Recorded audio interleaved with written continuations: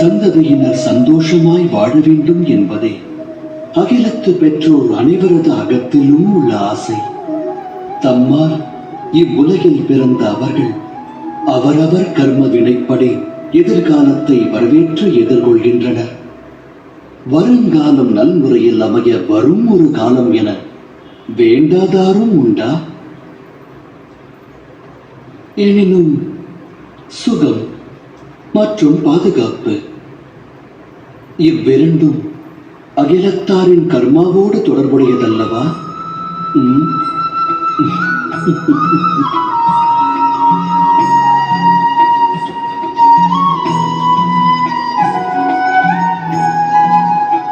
அகிலத்தில் ஓர் ஜீவனின் பிறப்பு வளர்ப்பால் பெரும் சிறப்பு, பெரும் சிறப்பு பெரும் சிறப்பாய் அமைய அவசியம் தேவை பரம்பொருளின் அரவணைப்பு. நல் வளர்ப்பு நல்லொழுக்கம் கொண்டவன் சரித்திரம் படைக்கிறான். தாய் தந்தையர் நல்லொழுக்கம் போதித்தால் சந்ததி சாதனை படைக்கும்.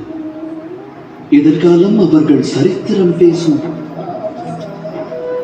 இருப்பினும் பெரும்பான்மை பெற்றோர்கள் தம் சந்ததிக்கு நல்லொழுக்கம் தேவை என்பதையே மறந்து அவர்கள் வளர்ச்சியின் மேல் அக்கறை காட்ட தவறிவிடுகிறார்கள்.